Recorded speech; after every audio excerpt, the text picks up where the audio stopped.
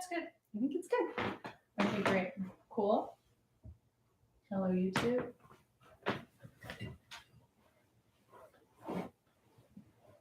Yeah, get close. Get real close.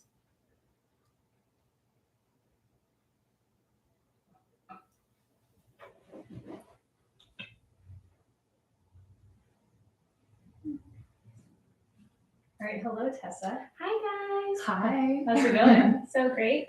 Tessa Tadlock? Still? It's Tessa Jensen, but well, I was just telling Jimmy I'm like probably gonna go and like officially change my name tomorrow. But I'm That's gonna exciting. keep Tessa Tadlock for my businesses. Okay. I was like, we could discuss it on the podcast. I was gonna ask you before, but I was like, this will be a good intro. Yeah, congratulations on getting married. Oh, thank you. You're a married lady. No, kind of crazy. Not that crazy because we've been together for so long, but How long have you guys been together? like over 10 years. Wow. Yeah. That's awesome. How did you meet? High school. Nice. Yep. Crazy high school sweethearts. I know. It's absolutely wild. I think it's kind of embarrassing, but it's just what happened. And did you date in high school? No.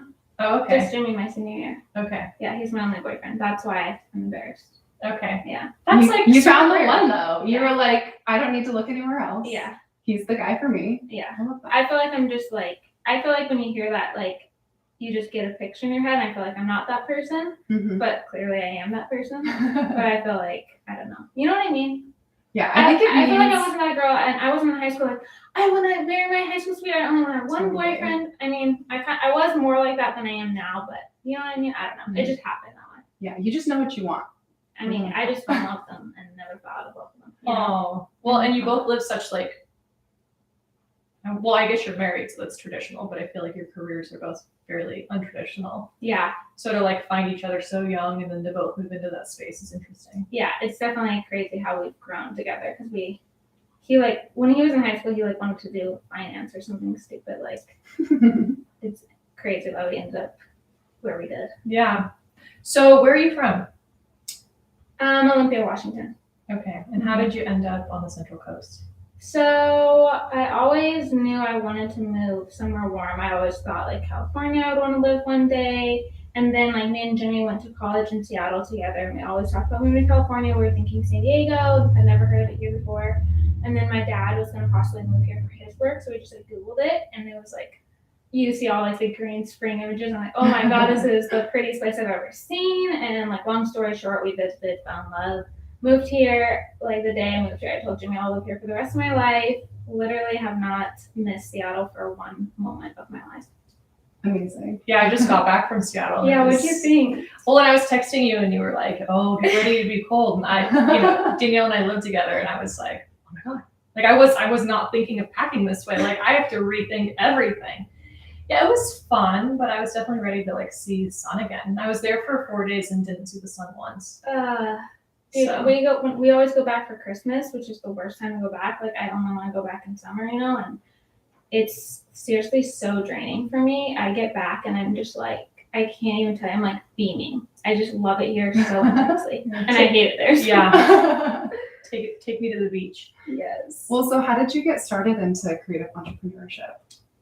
Okay, so I feel like I always knew like in high school or whatever, thinking about what I wanted to do, I was always that person. I was like, I'm gonna love my job. I was never that more like sensible person who was more worried about like making money or something like that. So I didn't know what I wanted to do in college. I did lots of different creative things. Or, like I switched my major. I was going to be interior design, and then I was going to do like art communications, just communications. I realized I love like the business side of things too. So I was thinking something with communications or like sales, blah, blah, blah. Long story short, Jimmy was, he got into photography for like cars. I didn't care about it. And then one day he was randomly like, I might do weddings. And I was like, oh, that sounds like so much fun. I never thought of it as a job before. And I was like, I want to be a wedding photographer. So I just stole that idea from him. And then he ended up getting into videography. And then, yeah, so that's how the idea sparked or whatever. I never really thought about it, and I just fell in love with it. Was that after you moved to the Central Coast, or was that? We were still in Seattle. So I was in my like junior or senior year, I can't remember, of college, when I really got into photography. Yeah, so I started my business up in Seattle. Nice. Yeah. So cool. So how did you kind of make that transition into doing it for fun and then doing it professionally? Okay, so I kind of, like, the short story is basically I bought my camera and then I was too scared to use it for maybe like 6 months because I was just scared of what everyone would think. Like, a couple other people were like becoming photographers and I was like, didn't want people to think I was embarrassing because what's the difference between saying you're, like, anyone can say they're photographer, like that whole thing. So that had me in a chokehold for a while, and then Jimmy helped me finally get over that. And then I started like looking into other photographers and stuff and like learning a little bit about photography as a career. And I quickly like did a full 180 and was like, knew right away that I was never going to do photography as like a fun little hobby and make a little bit of money. I was like, I'm going to be super successful in this. I'm going to be profitable. I'm not going to hate my life and have no time. And I was like, I'm not going to be a starving artist. That's what I knew right away. So for me, what was the question? How did you transition? Okay, so I didn't have that much of a transition time because to me, I was always, I mean, obviously at the beginning I was making no money, but I wasn't like doing it as a hobby for a long time. And then I was like hustling hard and trying to figure out how to make it a business right from the beginning, if that makes sense. But I was doing, I mean, do you want me to talk more about like how I started making money or is that answering your question? I mean, I guess like, where do you, I think it's really interesting how you just like knew off the bat that you wanted to be successful with that. And so I'm just really curious about that aspect. When I think about like the memories that pop into my mind is like a lot of the photographers I started following on Instagram, they would just talk about like how exhausted they were, how it's like such a grind, and I was just like not connecting with any of that and kind of not understanding why they don't change. And like for me, I've just always been that person who like I want to have the happiest, best, most fun life type of thing. So when I was hearing like again consistently the photographers I was following complaining about these things, I just knew I didn't want to do that, and kind of gave me like the foresight, is that the word, like to know I have to go a different route. Yeah, totally. Yeah, Instagram's weird like that because I feel like you can learn lessons through other people. So we're like watching. Yes. You're like, I'm not going to go down that road. Yes. I know better. And then I did end up finding some other photographers. There's this photographer, she's like now an entrepreneur and does other stuff. Her name's Jasmine Starr. And she was like one of the first educators I learned from. And she's so amazing. I love her. And she was super business mindset. She had a really business mindset about photography. And I knew like that's the route I wanted to go into. And so she inspired me in that way too. Nice. Yeah, because I think photography is such an industry where people get stuck in this loop of like victimization of, like just hitting or like plateauing somewhere. Hitting this glass ceiling and feeling like they can't go any further. But I feel like you're such a great example for becoming profitable and successful. Yeah. Thanks. Yeah. And for me, like that was kind of the basis of this conversation. I was like, I feel like what I know about her is she is really steadfast in her worthiness. And like, especially from a business perspective. And I think that's so hard. I know that was hard for me when I started my business. I look up to people that are like, no, this is what I deserve. Like, this is what I'm going to get. So that's just kind of always been you, or did that stem from something?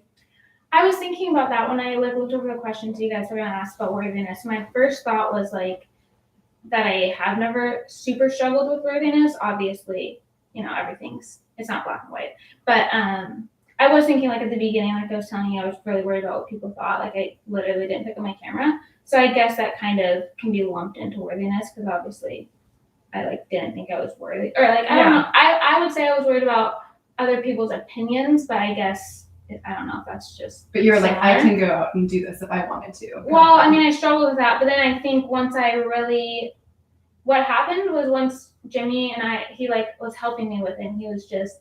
And this is something I've carried throughout life, is when I really am critical of like, why am I feeling this way? Why am I nervous? And I think once you like articulate it, it kind of becomes less scary. Because then I was like, wait, I'm just scared of people like on Facebook that I went to high school with that I don't even talk to now, like thinking I'm like not cool. And then I'm like, that's so stupid. Like, how is that stopping me? So I think once I like vocalized that or realized what was scaring me really was not scary and didn't matter to my life, I kind of picked back up from I think is like my core for whatever reason of feeling worthy.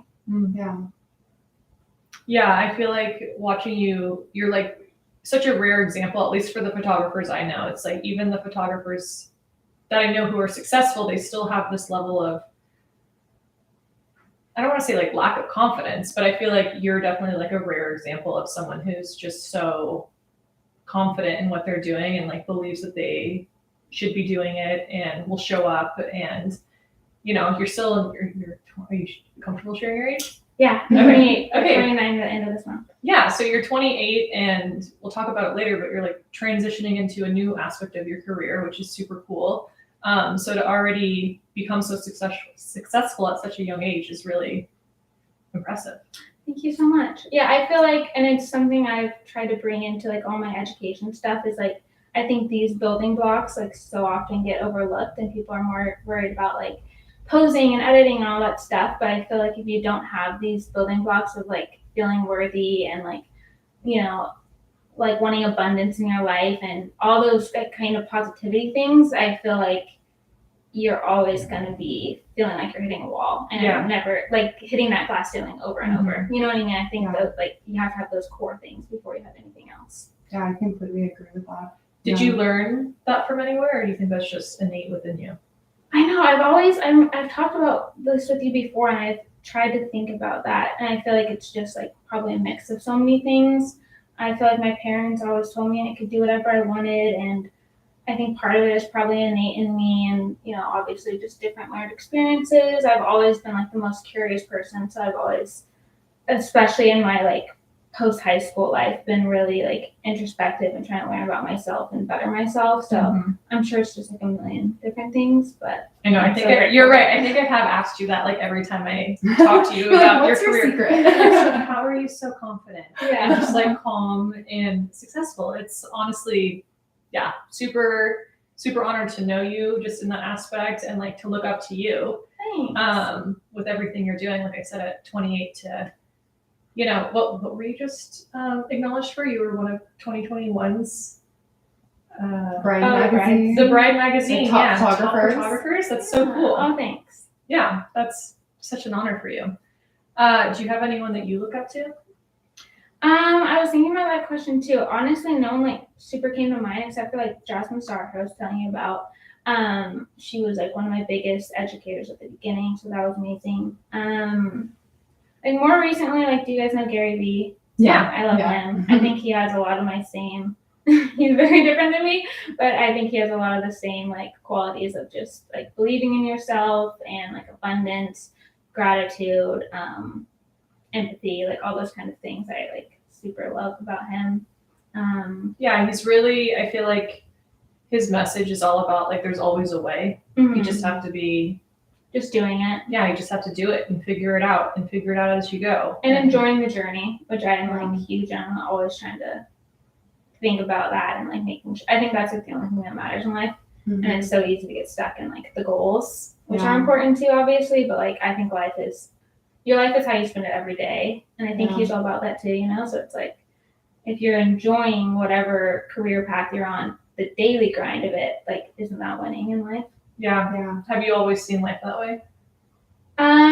I think so. And it's funny too, because obviously like when you get older, I think you think about things more. It's funny because I try to think back to high school and I feel like I just wasn't so critical, not critical in a bad way, but just like thinking about why I am the way, all those things. And like now I'm always thinking about those kinds of things.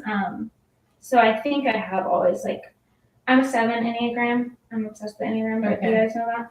We're more into like the astrology thing. Okay. But I feel like they're both so similar. Okay. So like 7s are that way. So I don't know if like that's part of like innate in me or whatever. But like, I definitely have always been about like enjoying every day. Yeah. Have you ever felt like you are putting too much emphasis on work, or like have you ever felt out of balance with that? Yeah, definitely. I've definitely had times where I've been, too stressed with work and like trying to figure out that balance. And then I think I always just come back to it's like I feel like finding a balance is like a forever journey thing. Right. And so I'm always telling Jimmy like, oh, I wish you could just figure out life one day and like everything would be perfect. But obviously like life is ups and downs. It's like riding the wave or whatever. So I think, it's okay if sometimes you're too busy as long as you're conscious of that and like riding that wave and like, you know what I mean? Like, as long as you're not just staying too busy forever, unhappy every day, but like, obviously I've had times in my business where I was too stressed, I had too much work or whatever. But I think I've always been conscious of it and tried to find a place where I'm happy every day. How do you find that balance? Like, how do you prioritize the things outside of work for yourself? Honestly, it's been pretty easy for me because it's just, I feel like who I am. Like, I think being conscious of it, number one, and number two, working on it every day. This is something I always am telling people too, like, you know, whether it's every morning, like having a gratitude journal, or like, I'm the kind of person that like says what I'm grateful for every day, and like thinking about it constantly, and like just thinking about my priorities. And like my priorities will always be enjoying the day, like getting outside every day, having time to do all my hobbies that I love, being with my puppies. So for me, I just am conscious of that, and then I just like make that happen. You know what I mean? Like those things come first, and then everything else just kind of falls into place. Yeah, definitely. And of course, there is that balance of, like I said, sometimes, you know, you're in a busier season of work and you don't have as much time for hobbies or whatever. But I think I'm just always conscious of keeping my priorities in a straight, and for me, you know what I mean? Like for me, all these things matter. So yeah, that's awesome. Yeah. What things do you like to do? Oh my gosh, there's so many hobbies. The number one is like going outside with my dogs, taking them on hikes or to the beach. That's like everyday thing, which is why I love it here so much, so we can go outside and do something fun every day. We got into pickleball like a few years ago now, obsessed with pickleball. I used to surf like once a week, but I haven't been in several months, but I love surfing. Oh, I got really into reading a few years ago. I'm obsessed with reading. It's like my biggest hobby. Going on bike rides. Playing volleyball. We just got into beach volleyball. Ooh, So fun, obsessed. The dogs can come, so I love it.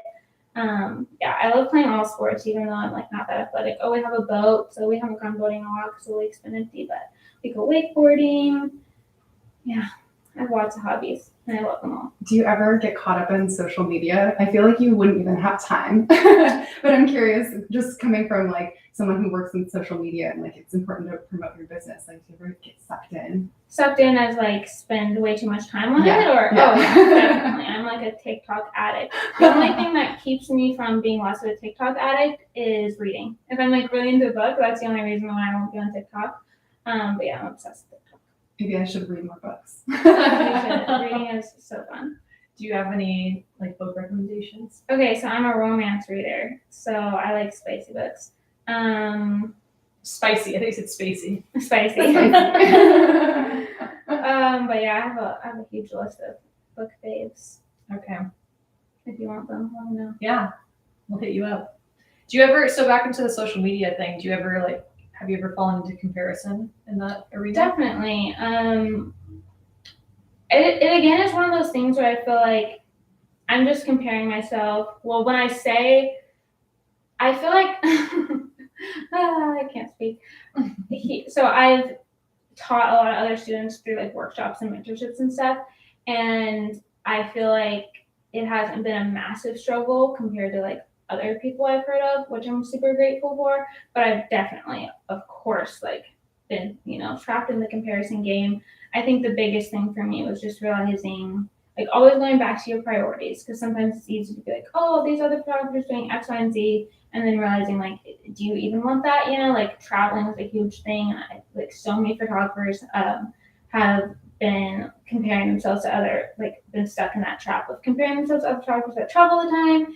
And like for me, I like don't want to travel all the time, so it was like funny that I even was stuck in that. And then I also think I just like unfollowed photographers that like for whatever reason, or like if I was comparing myself too much to them, or like one, like I remember this one photographer I follow, she's totally great and has amazing work, but she would always talk about different things that like I didn't connect with, and they would kind of make me feel bad about myself. Like she would talk about how when she poses, it's like super organic and super raw and real, and that's not me. I like am talking to the clients the whole time and like helping them pose so it's not awkward and it's like more fun, and like I just offered a different experience, which is obviously totally fine. But then I would kind of compare myself like, oh, I should have this experience, and then I was just like, I just need to unfollow her. Like nothing against her, but it was just kind of making me compare myself. So Totally. something as simple as that, I think, is helpful. Yeah. I feel like with every industry, you can kind of get wrapped up with like, oh, like there's just so many of this one thing, but there's so many people doing everything. And like you were saying, you'll bring your own twist to something and your own. I feel like your eye for photography is so like you can see your photos and you know it's you. Mhm. Oh, You know what I mean? So distinct. And for the record, I love a photographer that tells me exactly what to do. It's like, that's a bad Me too. angle. Like, I'm like, talk to me the Yeah. whole time. Otherwise, I'm like, what do I look like? Yes. I know. Or you get photos back and you're like, they thought this looks good. Like, It is funny, right? oh my gosh, yeah. I feel like we've had a couple of photo shoots that we paid for and we get the photos back and we're like, oh.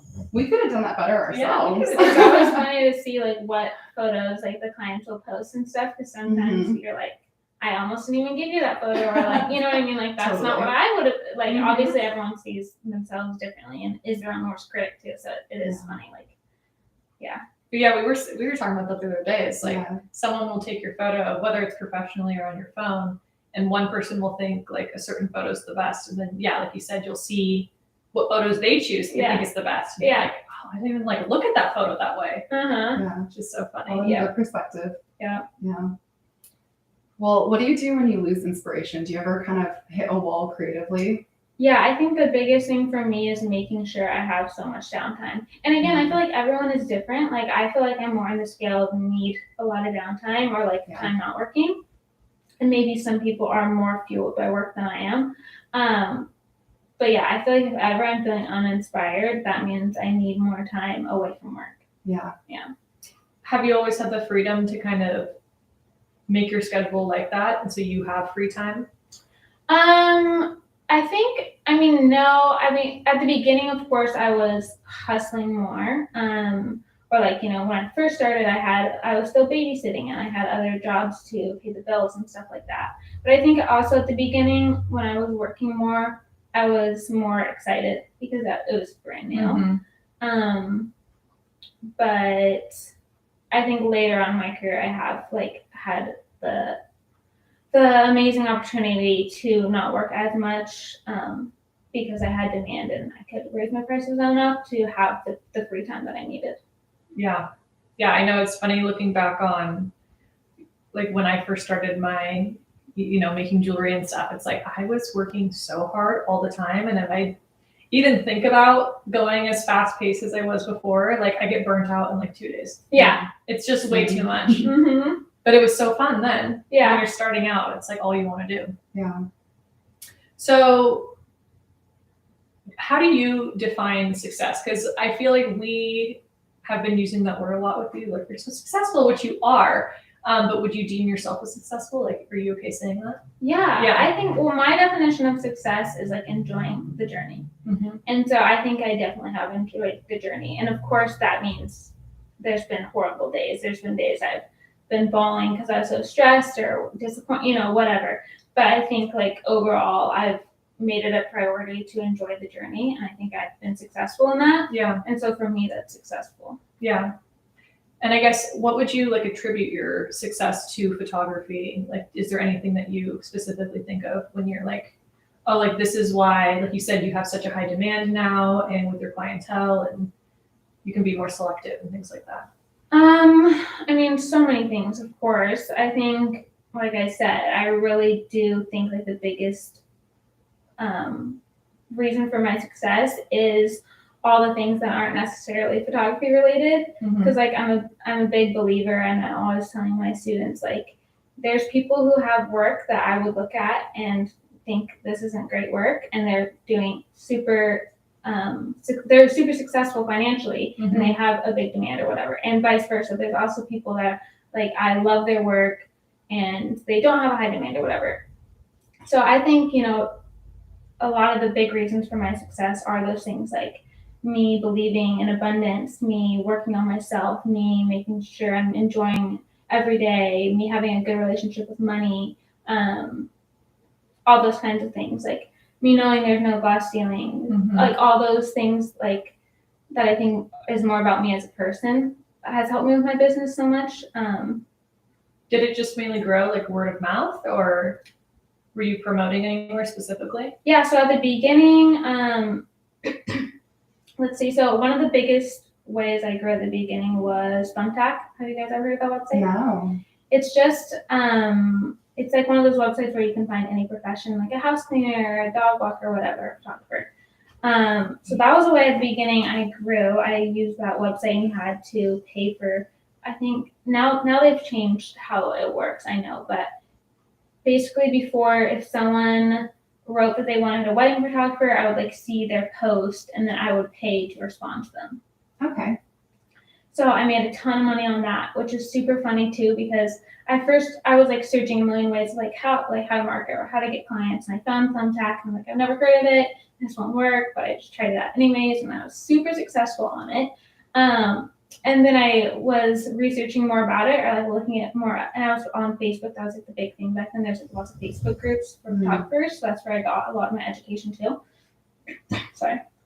And people were talking so much shit about Thumbtack, and they were like, it's a scam, you'll never make money here, like people are just cheapskates, blah, blah, blah. And I'm like, I'm making my living on this right now. And I think that just goes back to like, I just feel like so many people have like this negative mindset, and I just feel like it's trapping them, and anyways. So yeah, that was a big way. And then from Thumbtack, I kind of got more, I had so much more work in my portfolio, and then my Instagram was also growing. And then kind of after the Thumbtack era, and like on Thumbtack, I was doing everything. I was doing seniors, I was doing headshots, I was doing boudoir, and I was doing family, and I knew I wasn't interested in like headshots or family, but I was just doing that to pay the bills. So I wouldn't really post about that. But then I was growing my Instagram, and then it shifted to me getting all my clients through Instagram, basically. And Pinterest. did you always kind of gravitate towards weddings? Was that your favorite? I loved seniors too, but I knew it got to a point where I knew I didn't want to work as much, so I decided to just stick with weddings. But I always really, really loved seniors too, but I just couldn't do both because of time. I knew I decided I'd rather have more free time than do seniors and weddings. Right. Weddings made more money, and I didn't want to give them up. So you probably would need to shoot a lot of seniors to make the same amount of money. That's the thing. Like I liked that weddings I only could do like 15 a year, because I love having an empty calendar. Yeah. So seniors, you have to do more. Yeah. It's like less time, but there's more dates that you have to save, and I love having an empty calendar. I love how just like confidently you speak about this, because I feel like so many people strive for that kind of structure in life. And so I think that's why we were so drawn to interview you, is because it's like, how did you create that for yourself? But it sounds like you were just so articulate on what you wanted, and then you just kind of built your life around that. Yeah. And like I said, of course, at the beginning, I didn't have this freedom. I was hustling. I was doing headshots and all this stuff I was telling you about. I was driving 5 hours to second shoot a wedding. You know what I mean? So it's not like my business just fell into my hands and I just had all this freedom right away. I definitely had to, work really hard and not have as much freedom and all that stuff at the beginning. But I always knew, and this is the big thing, is like I knew what I was working towards. Yeah. I knew like I was never going to be the person that was stuck in this forever. You know what I mean? Mm-hmm. And I feel like people are afraid to say that. Like they're afraid to be like, I'm working to have free time. Yeah. They're always striving for like more goals, and then I'm going to do this and do this. And I feel like that can be so overwhelming. Mm-hmm. But I love that was like your goal from the beginning. Yeah. Definitely. Yeah. So I guess getting into your pricing, because I think that's something that it's like you only do 15 weddings a day. Does that mean you're only a year? Oh my gosh. Yeah, busy day. Oh my gosh. So does that mean you're only like shooting 15 days a year? That's what I was going to say. Yeah. Okay. I mean, sometimes I do engagement sessions, or sometimes, so it's not like a hard 15. 15, I think, is, I don't know how many I did last year. I think I might have done a few last year because I was working towards my wedding dress business. This year, I'm only doing 2 because I'm doing a new thing. But in years previous to, I'm sure I did more than 15. I probably did maybe 25-ish. I'm not sure. What's the question?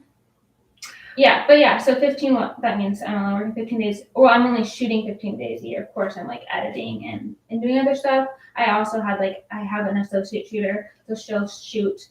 I pay her to shoot, and then I edit. And yeah, sometimes I do like engagement sessions and stuff like that. But So since I know you said like you've worked up to this. This isn't just like what you jumped into doing. So I guess making those like small transitions to get where you are now to where you can price at a certain level where you can only do 15 weddings a year is again really, I think, what's the word? Inspiring for me. Like I'm also doing I was doing educational stuff too, so I would do workshops, so I would make money from that too, and like some mentor sessions and stuff. But yeah. And so with your workshops, what are you teaching? Pretty much everything, like from A to Z. We answer all questions. We do. We usually do like 3 shoots, like photography workshops. Okay. Yeah. Oh, sorry. I was like everything. Wow. I teach everything. Sorry. Well, but probably you do like the business side as well. Yeah, we talk about all the Yeah, business side, shooting. We do like 3 photo shoots with them. It's a weekend thing. Mm. Yeah, I did it with like my best friend Olivia. Very cool. Yeah. How long have you been doing that? We did our last one this last year, but how many? I think we did 5 total. Yeah, maybe 4 or 5. No more than 6. Okay. We did it for a few years. You like teaching? I love teaching. I'm obsessed. I would love to keep teaching. The only thing is like you have to market that, and that's like not my favorite. But yeah, I would love to still like do mentorships and stuff this year. I'm obsessed with education stuff.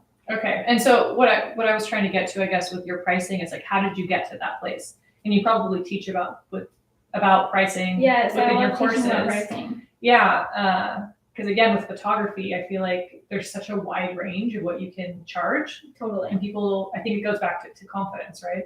Yeah, I've learned so much in my photography journey about like money and relationships with money, and like I thought I had a great relationship with money, which I think I had maybe better than I would say the average person.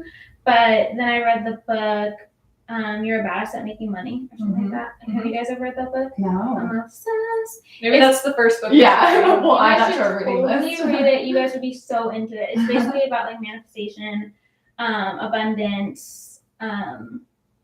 Basically, like the whole idea is, manifesting your money, but or the money you want and the life you want.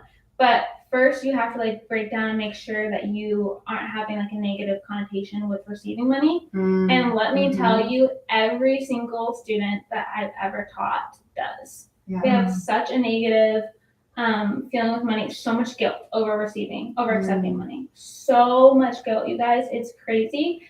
And I've only ever taught women, so I can't really say, but I would guess, because of the patriarchy, that it affects women even more, like accepting money and making money. And I live with Jimmy, so he's like my only like male, whatever person that I know or like that I talk to about money, and like I've seen how he feels about money, and he feels great about accepting money, like that's never been a block for him. So then I don't know. Anyways, that is interesting. Yeah. Because I think I also would think that like doing something creative, which I've noticed just over the years, and that's something I had to overcome with making jewelry. It's like, no, this is my price. Like if you had to look at how much work I put into everything, but then people are so okay with asking, like bartering with you or like trying to get you to. You know what my favorite topic to think about and talk about is right now? And it has to deal with us obviously, is I think the best thing that everyone needs to work on is being okay with people not understanding your prices, how you run your business, how you live your life, like everything. I saw like you know Jay Shetty. Love him. I saw like a little Instagram clip of him saying, someone was like, "What's something you don't care about that most people do?" or something. He said, like, "I'm okay with people not understanding me." And anyways, it's been something that I've been talking about, but just the way he put it was like kind of a light bulb, and I just think it's like it's just like what we're all talking about, and that's what I like. It's like something I'm so passionate about, and whenever I like teach students, I'm like, if I can teach you one thing, or if you can get one thing from this, it's kind of that. It's like, first of all, you have to realize that money isn't bad. It's just energy. It's just an exchange of energy, and like turning guilt into gratitude. That's what I'm always saying. Like, instead of people feeling like, oh my God, someone's paying me $6,000 or whatever it is for wedding photography, like I feel bad that they're paying me that much. I'm like, I don't feel bad at all. First of all, they're choosing to. Yeah. People are literally forgetting this. I feel like that's what I'm just like want to tell everyone. I'm like, you don't have a gun to anyone's head when they're hiring you. Yeah. And I feel like people have this feeling, and it's like we do this all the time in life, where you kind of assume, like you project and you assume how they're feeling, and I just have this image of people being like, oh, they're so mad to be paying me, and I feel so bad about taking this money from them. I'm like, wait, what? They're literally choosing you to capture their wedding. They're so excited to hire you, obviously. Like, why would someone pay me $6,000 unless they were so excited? Yeah. And like, why would I be anything but so grateful? Now I get to do this amazing thing for them, and they get to do this amazing thing for me. You know what I mean? Yeah. So it's just like this so I feel like unless you have that, like, unless you feel that way about money, then you're never going to raise your prices. Yeah. Because you're always going to be feeling bad about accepting money. And so why would you create a life where you're like financially abundant? Yeah. But anyways, and then the next thing, I think first when you get that like paradigm shift or whatever into feeling happy about accepting money, and then I think the next thing is like the next hurdle is like being okay with people not understanding your pricing. Because like that's the next thing is everyone's like, okay, I'm happy to accept money, but if someone responds to me and I tell them my prices and they tell me I'm too expensive, now I feel horrible about myself again. Now I feel like I'm not worthy. Now I feel like I'm not valuable. And I'm always telling people like the example of like all these other businesses that I think we forget about as like creatives when it's like so personal to you. Like I always give the example of I always knew I didn't want a diamond ring, and no diamond company is lowering their prices because one girl, me, doesn't want a diamond ring. You know what I mean? Like, yeah, they're still doing all right. they're doing all right. And like I told you, like I only wanted 15 clients a year. So is it totally fine if 1 billion people would die before they hired me? Yes. And I like truly feel that in my bones. And I feel like that's just so important to feel okay with people not understanding. And like I don't even have, it's not like I think a lot of photographers too are like on this rampage to like, we work so hard and we pay all these taxes and it's like such a hard job and it's such a grind and everything's so expensive. And like, that's not me at all. Like, first of all, I want people to pay for my art. And second of all, like, I'm not using any energy to try to get people to think I'm valuable or worthy. Because I already have people that do, and they're who I care about and put my energy into. Yeah. And like, if someone thinks they don't want to hire me, I'm truly okay with that. You know what I mean? Like, Yeah. I don't know. Yeah, that confidence and worthiness again. It's Ooh, like, all of that was so good.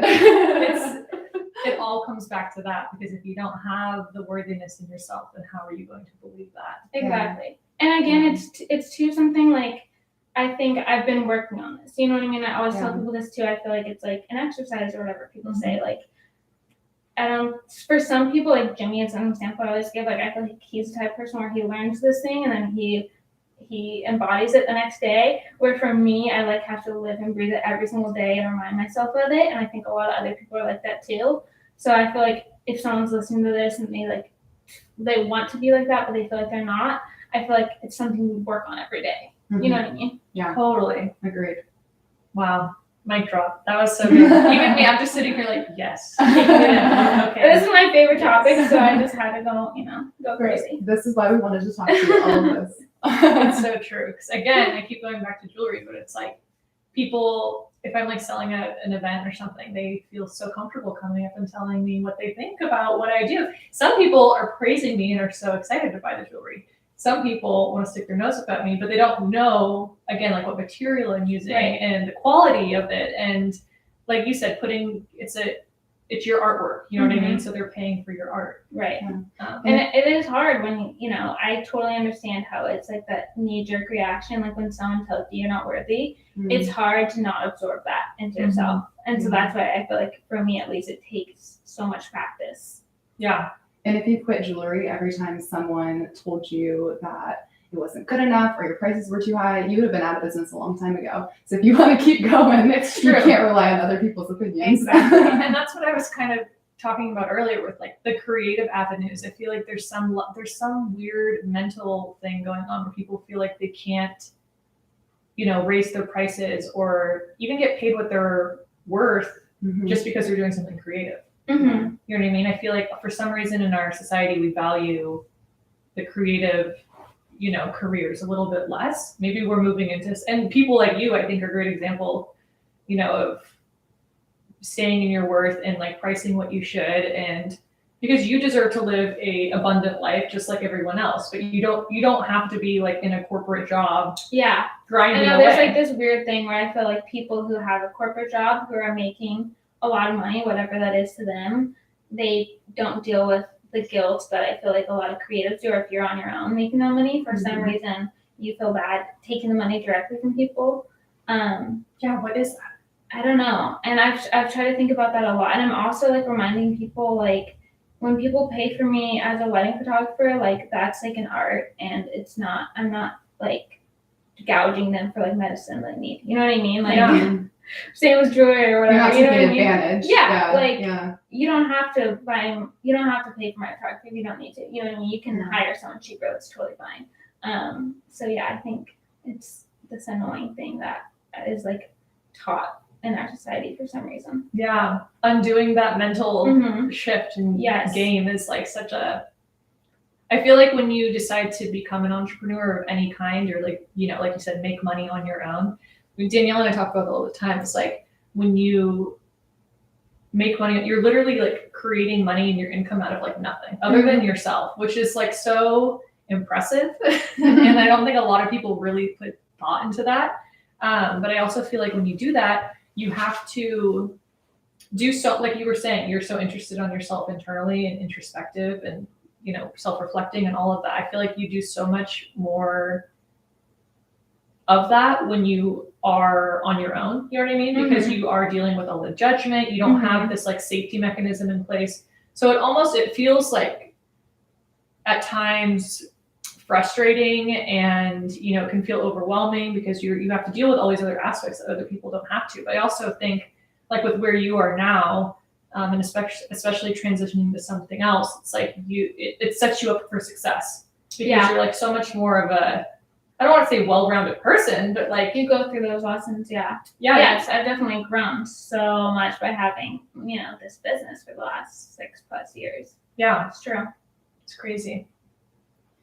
Well, so since you are giving advice, if you could give advice to someone who is just starting a business, what would you say like is the biggest mistake they could make? Does it have to do with pricing? Does it have to do with worthiness, or is it something else? Yeah, I feel like my biggest message to the world is about worthiness and is about like loving yourself first, like loving yourself enough and feeling that worthiness and like all that kind of stuff we have been talking about. I just feel like that is my biggest message, because I think everything else, you can't go to any of the other steps without that, without feeling worthy in your business. And I think too, like we talked about this a little bit, but when I like realized, and like this is what I teach too, like pricing on your demand, not what you think is valuable. Because a lot of people will be like, because this is the thing with art and like with jewelry and with photography is some people love my photography and some people don't. And so like I don't think basing photography on how good it is makes any sense because it's just subjective. So that's why I like teach pricing on demand. I'm kind of going on another random tangent. No, I think it's super interesting. All of this is super valuable information. Yeah. So yeah, more tangents. That's why podcasts are nice. It's so like long form. It's like, keep going. Keep going. You're fine. But yeah, I think it'd be along those lines of like finding your worthiness, and also just I'm always telling people like always be reevaluating your priorities, because I think they're always changing in your life and in your business, and you can kind of get stuck in like, oh, I wanted this. But I'm like, is that even making you happy every day? Are you enjoying the journey? Are you just on this path because this is what your mom told you 20 years ago? You know what I mean? Like, are you really worried about other people's opinions? So I think always reevaluating your goals and priorities. Yeah, I think we can totally relate to that. The past year has been like, just like I was talking to you earlier, we started the podcast like over the summer, and we had to take a break because we were like, oh, whoa, like the way we were living our lives for the past 4 years, it's like so different than it is now. And we're so much more grounded now. Like all we did was work before. And now we're like, oh, like we have a life. And we were both in long distance relationships, and now we live with our partners. And it's like, reevaluating those priorities because they're constantly changing. Yeah. Because before I felt like I was like a hamster on a wheel, and I like didn't know how to get off or when I was going to get off. then the pandemic hit, and that like forced me off, and Yeah. so it was a little less graceful than I was hoping for. But we're here now. And I feel like that's a journey for so many creative people. It's like you feel like you're on this hamster wheel. You gotta keep going. You gotta keep producing. Yeah. And like, I think it's a refreshing take to be like, you don't have to do that, right? Yeah. Like taking a step back and being like, why am I doing this? I feel like Mhm. not enough people do that. And it's like, I'm like, that quote or whatever, like work to live, don't Mhm. live to work or whatever, like that kind of thing. I'm like, Yeah. why, you know what I mean? I Yeah. think it's like, it's easy to just get like locked in and just be going down a path and like not even knowing. I feel like you're like a hybrid of like the European lifestyle and like the American lifestyle, because you still like are successful and you want to live an abundant life, but at the same time you like prioritize like resting and like doing the activities you want to do. And Mhm. I think that's the goal where everyone, I think you're again definitely an example for that kind of lifestyle, and I think as a collective we're kind of moving into that new way of being where it's not just like based on your productivity and like how much you can get done. Yeah. I was also thinking about when you were talking about like, do you ever think about energy or like frequencies or like the metaphysical side of things? Yeah. Because it definitely sounds like we talk about being magnetic a lot. Mm-hmm. And so things are drawn to you, so you're not chasing. So there can kind of be like a desperate energy to that. Yeah. I have like learned a little bit about that, and I've thought about that. And my newest thing that I thought of, I heard this on TikTok actually. They were just talking, this is kind of a random tangent too, but the TikTok was about like the law that like we're all one, and like I just love that. And I've been thinking about that so much recently of just, it's really helped me with like any kind of negativity or any kind of like, I've just been really conscious the last years or whatever about how I use my energy, and just like, I don't know, I think it boils down to me is like there's very little things in life that like really I should have any negative energy over, like because I think it's just like it's just not worth it, and just you know what I mean, I don't know, so just any little things of like when you could get upset over something and like, do I really want to use my energy because I know it's coming right back to me. I don't know. So I've just been really conscious of like what things are upsetting me, and like it's just not that big of a deal at the end of the day. Like, you know what I mean? Yeah. I don't know. Are you well versed in the law of one at all to explain a little more? I'm not that well versed at all. But basically they were just, are you guys? I've like heard of it, and there's people that I've taken their courses or whatever and they speak on it, but I've never like read the book myself. I know there's like many stages to it and it goes very in depth, but okay, I'm not in depth at all. I just basically, she was talking about how like any energy you put out into the world, like we're all one, and so you're receiving that right back.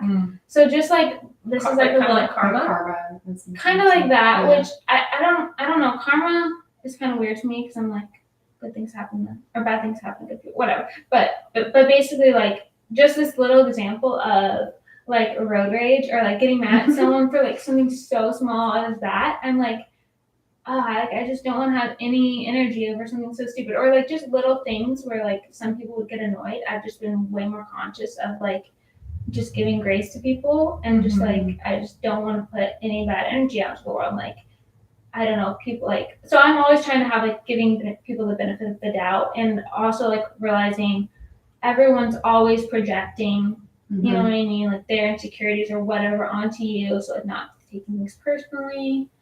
I don't even know what I'm talking about anymore, but no, I think that's a great reminder for all of us, definitely, and just being more aware of that day to day when those things that we can get in our head and start to get negative, just being like, does this really matter? Yeah, probably not. Yeah, exactly. Like, I just want to protect my energy. At all costs.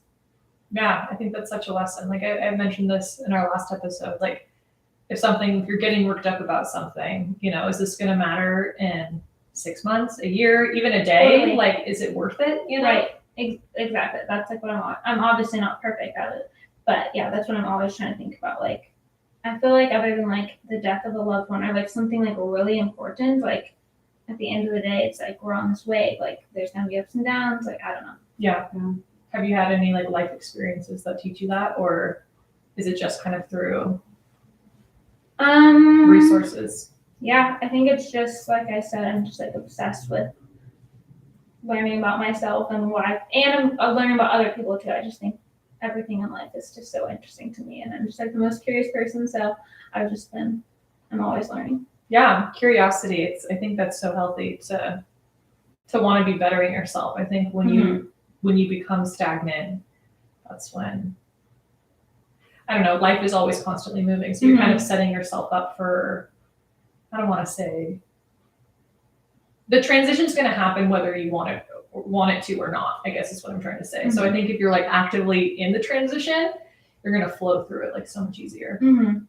Yeah. Is there anything that you would want to say to your like 20-year-old self? Any advice?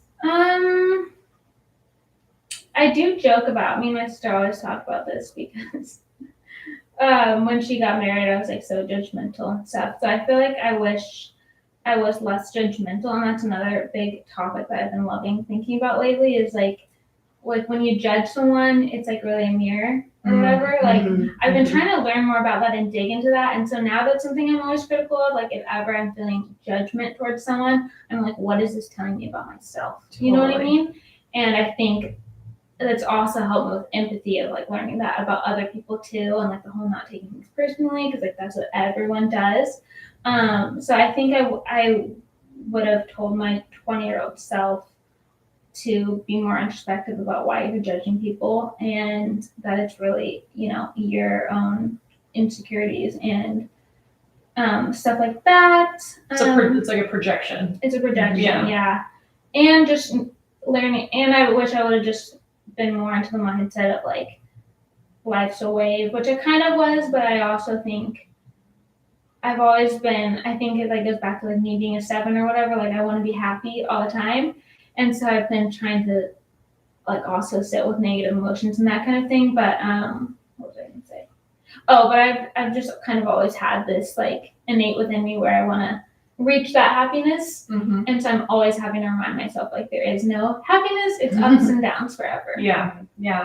And I think in your 20s, especially your early 20s, is when you can really experience those first waves on your own. Like if you probably experienced those waves in childhood or whatever, but some people, it happens in their teen years or in 20s, but I feel like, at least for me, the early to mid 20s is when you're like, whoa, I'm really like, learning to like surf the wave rather than drown, in whatever's going on. And then flowing, we talk about that often, is like flowing through those lower moments, knowing that those high ones are going to come back, but not just like trying to create, because I've also been there before where I'm trying to create the like happy, positive moments over and over again and not like embracing all aspects of life. It's like such a hard balance, to be like okay with like the down moments, but then like not sitting there for too long, but don't push them away. But because I'm the same way. I'm such a like naturally positive and optimistic person, so it's harder for me to take those lower moments and just be like, okay, we're just gonna like sit with this uncomfortableness, I want to be like, okay, on to the next like happy moment. Totally. But it's still important to sit with it. Those projections, man, the jealousy, or like I guess the judgment, not necessarily jealousy, but that can come into, I feel like that's where a lot of mine, like it's you have to take responsibility for yourself and like your observation within like your own thought process, and kind of let your ego take the back seat and really take a look at what you're thinking, what you're saying. And you're like, where is this judgment coming from? Is it because you're jealous? I guess that's what I was insinuating. Or is it because, this is something that someone thinks about you, but you don't realize it? There's so much like subconscious work that we don't even realize is going on. So much. Yeah. And I think so much of that too comes out in like business too, and like even in like pricing and stuff, and like other people will tell you, you're not worth, or like you shouldn't charge that much, and like what they're really saying is like, I would be scared to charge that much. Right. I don't think I'm worthy enough for that, so how could you be, And then when you start to have that awareness, you can kind of like I know when people are saying that to me, it's like, okay, like I almost know where it's coming from now. Yeah. And like you don't take it as personally. You don't take it as personally, and you have empathy for them. I think like Gary Vee, he's always talking about that, and like whenever if someone like comes at him with hate or whatever, or like all that kind of stuff, it's like when you're conscious of that, you can see it, understand it, have empathy for them, and not take it, not absorb it. It's not really about you. It's not about you at all. It's hardly ever about you. Like you said, you're being a mirror. You're just like, okay, I'm just here to show you what you're feeling right now. And then it kind of goes back to like that's the whole reason why I think the best thing you can do is learn how to be okay with someone not understanding, because you're like, that's their thing. It's okay if they never understand me, if they don't get my pricing, they don't get whatever about me. Yeah. It's okay. And the funny thing is too, it's like, it's just, we live these whole worlds in our heads. It's not even real. Like, we're worried about other people's opinions. More than half the time they're not even thinking about us, thinking something else. I'm always thinking about that too recently. I've been trying to always assume the best from people, like for their opinions of me or whatever. Like, a little example, when we were playing pickleball the other day, this lady to me was coming off like, I hit her with the pickleball, that happens sometimes or whatever. And then she was like coming off, she was giving me really bad vibes, and like a past self would have thought she hated me, blah, blah, blah. And I was like, I'm just gonna assume that she totally doesn't, we're having the best game, blah, blah, blah. And then afterwards, she was totally fine, like it wasn't about that at all. Yeah. But I feel like that's just such a metaphor for life. It's like we're always thinking about what other people are thinking of us and like creating these whole stories in our minds, and like a lot of times they're not even true. Yeah. So And true. like it just affects our life so much, so it's crazy. And speaking of like preserving energy, like how much energy did we put Yes. into these scenarios that aren't even real? Yes, they're not even real. That's Yeah. the thing. It's so crazy, right? Yeah, I know. it My is. boyfriend will say that to me all the time. Like if I'm getting worked up about like a situation or like, what do you think? He's like, first of all, why do you care what they think? Yeah. And I'm like, how is this so easy for you to just separate yourself? That's me and Jimmy too. I know he's so good at it, and I'm like, how? And they're like, they're not thinking about you. Yeah. And like, don't take that personally. But I'm like, and there's just so much inner turmoil going on, and I'm trying to work through it and figure it out.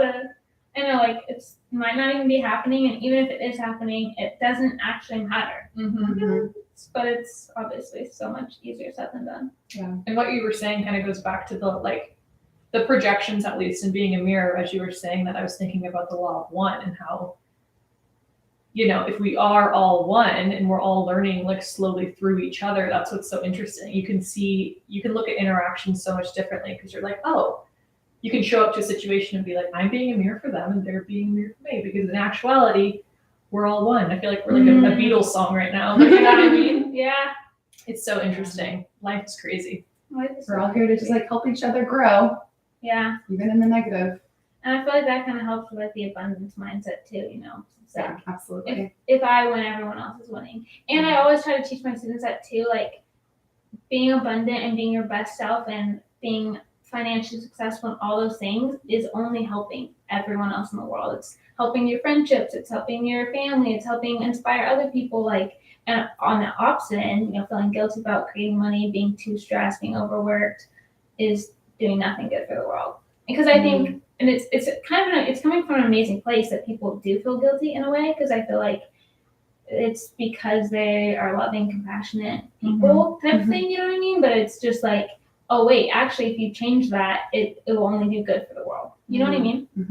Like being your best is doing the best for the world. Yeah. I know. Yeah, I feel like people always forget that. It's so frustrating because it's like, when you say it like that, I'm like, yes. It's yeah, so right. obvious, but yeah, in the When moment. you're in it, Yeah. I feel like we're deprogramming a lot of things, whether I almost feel like it's not even necessarily anything we were taught. It's just like as a collective, we all believed this thing. Mm-hmm. So it's almost like creating this, like you said, new paradigm of living, Yeah. where it's like, actually, your successes are going to help everyone else. Mm-hmm. But I don't know why that is such a new I idea. don't know either. Like I said, I've been trying to think about that, and like, is this more programmed into women? Is it like creative people, entrepreneurs, or whatever? But I feel like there is just this big thing of like, be small, in whatever aspect, financially, whatever. But it's like really being your biggest best self is the best. The for everyone. female aspect is something I really haven't thought about before. Mhm. Because when you're like the patriarchy, like we all joke about that, but I Yeah. also think it's really real. Like, I think it is really real. yeah, being small and just like the whole guilt over money and like, yeah. like not taking up space. Yeah, be small, like be cheap enough for me, like be what everyone else wants you to be, you know what I mean? Like Mhm. conform to everyone else's opinions, all that kind of stuff, where I feel like, I don't know, I think that guys are taught that less, that they're taught like, be confident, you can make money, it's okay to accept money, stand in your power, that kind of, you know what I mean? Totally. I don't know. I think Yeah. it's like the subconscious programming too. Yeah. It's like what they see growing up. Mhm. So I think that's why, you probably are inspiring a lot of women who don't even whether they realize it or not, it's like they don't see a lot of examples of people who believe in themselves so much. Yeah. Thanks. Yeah. Well, do you want to share quickly about, or not quickly, you can take as much time as you want, about your newest venture? Yeah, I'm so excited. So when I got engaged and I started trying on wedding dresses, I've always loved wedding dresses, obviously. And obviously I've been around a million dresses and like they just always excited me or whatever, but didn't think too much about them. And then I started trying on wedding dresses. I just had so much fun. But I had, since I've shot so many dresses, I had an idea of what I wanted, and I wasn't really finding anything along those lines. But I had so much fun trying on dresses, and it assured me that what I wanted was what I wanted, because I tried on different things. Some were, you know, similar cut or whatever. So basically I knew what I wanted, couldn't find it. I ended up working with an amazing designer who I told her I like designed my dress, and she brought it to life. She created it. And during this process, I was kind of thinking like, wow, I never, just similar to photography, like I've never thought about being a wedding dress designer as like a career option for me.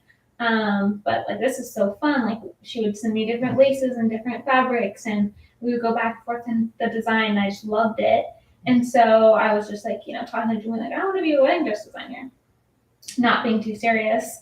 And it was also, this was like mid-COVID, like the first big hit. And so that was like such a challenge for my business, because it was just, clients were mad. People were having weddings. Yeah. You know, everyone was changing, and obviously, you know, how I am, like, anyway, so it was just super challenging. It was something that was like so out of my hands. Like I worked so hard to have a good client experience and a good business on my end too with clients. And so when something like this happens and it's just so out of your hands, like I was just so drained by the whole situation of people canceling and blah, blah, blah. So anyway, so I was already feeling kind of drained with photography, was really loving wedding dresses. And then Jimmy was starting his business, McDowell's, which is a clothing business.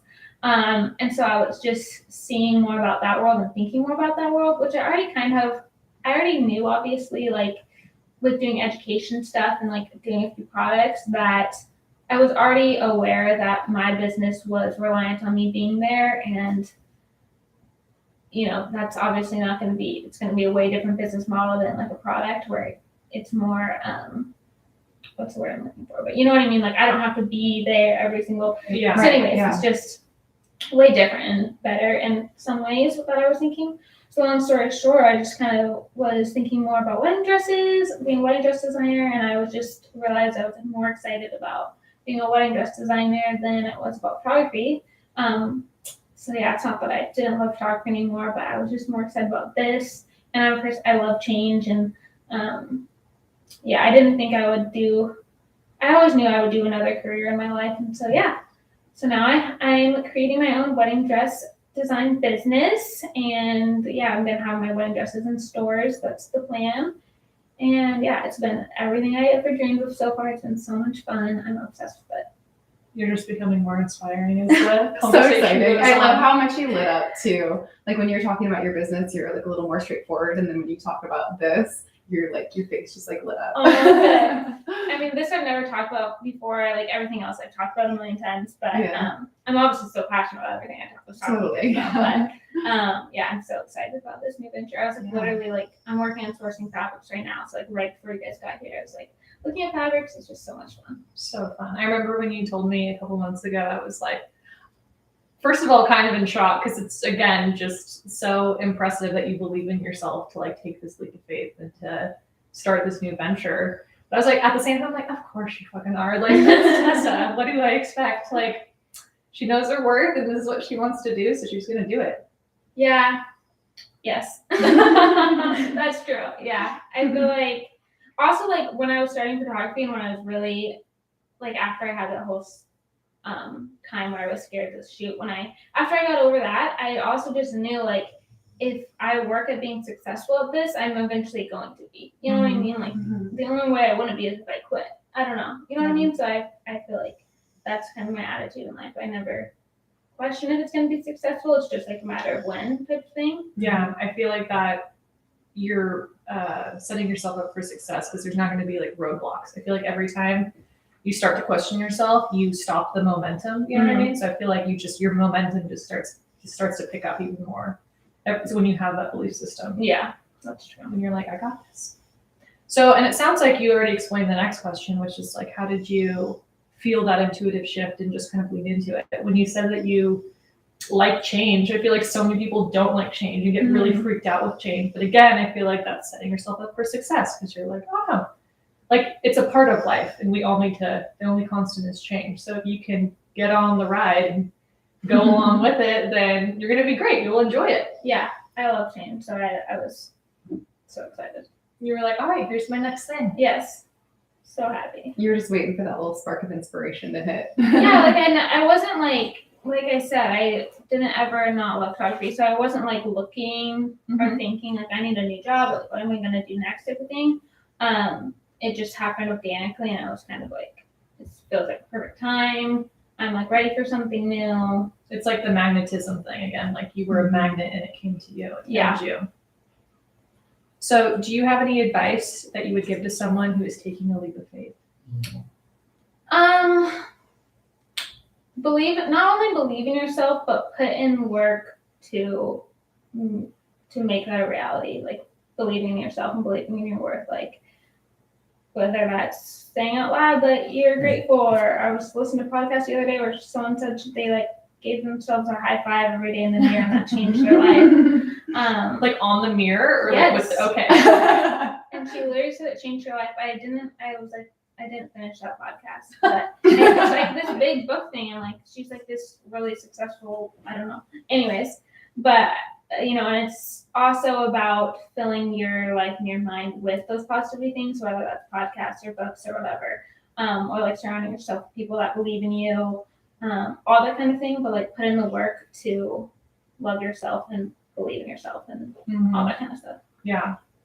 And like would you say like the work, the internal work is super important, but like the outward work, because I feel like as we're talking about like creating your dream life and manifesting the things you want, I think there's like this perception that you don't have to like, you just sit there and dream and believe and it'll happen. You know what I mean? Yeah. Oh yeah, I definitely don't want to put that out into the world. That's definitely not what I mean at all. Yeah, you obviously have to do the work. I feel like that's obvious, but you're right. Maybe it's not. I'm definitely not telling anyone to just sit at home and journal and go to sleep. I honestly think that's the answer a lot of people want a lot of the time. And I think with us just being in the space, we like have to articulate that a lot. Specifically with like the term manifestation. I feel like a lot of people feel like it just means like if you dream it, it'll happen. But there's so much more to it. Oh yeah, you definitely have to do the work. Yeah, I guess I just from my experience like with other photographers. Oh my god, look how freaking cute. I know. I've kind of found the opposite, that people are like down to do the work, but they're struggling with the other stuff. But yeah, you definitely have to do the work. And I feel like just starting is sometimes the hardest, at least for photographers. Like, I don't know. But yeah, like, or I always tell people like doing something every day, because I think things can get overwhelming when you're starting whatever kind of business or whatever you're doing. But like if you're working towards a goal, like actually doing things to help you get to whatever your goal is, you're doing more than most people. Yeah, the consistency. Yeah, the consistency of doing something. Yeah. It'll showing up every day. Yeah, it'll get you far. Yeah. You just do something small every day towards that goal, and 6 months you'll look back and be like, whoa. Yeah, totally. Yeah, versus like doing a bunch. I feel like you can get super burnt out when you just like work.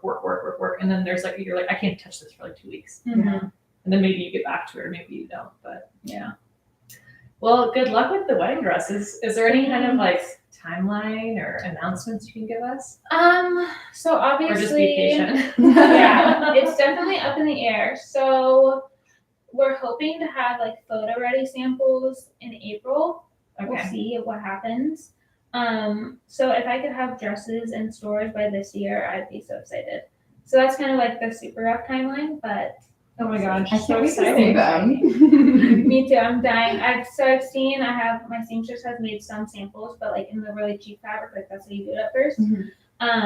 So I haven't seen any like photo ready samples of like them in like the actual fabric and stuff. So every day I just tell Jimmy like I'm gonna die when I see them, like the real samples and the fabrics and everything. It's gonna be so cool, and it's so fun because I'm gonna do like photo shoots with them. So it's so like Oh, and you still you'll take the Good photos. Yeah, and like that's everyone knows that like styled shoots are like the best because there's no pressure and blah blah blah. So it's gonna be so fun. Wow. So funny. How many are you gonna make for your first collection? Do you There's know? 12 in the first collection. Oh my gosh. Wow. Again, And I already I keep wanna make using the word 4,000 more. inspiring and impressive. I'm like, wow. All right. Yeah. Well, hopefully people got something out of this conversation. I know I did. Yay. I'm leaving feeling very inspired. I'm like, all right, Danielle, let's get to work, but like inspired work, but also balance. But And, yeah, like, also rest. But Also, yeah. but also let's go make 12 wedding dresses. Whatever our version. 12 of that is. podcasts. Yeah. We have some more interviews to do, man. So many nuggets of wisdom. Yeah. yay, I'm so glad. All right. Well, thank you for listening. Thanks for having me, guys. This was Of fun. course. Thank you for being our first interview. Oh my gosh, I'm so honored. All right. Talk to you next week. Bye. Bye. You're so adorable. That's fun, guys. Yay. We did it. How long was that? Christ, it's 8 p.m.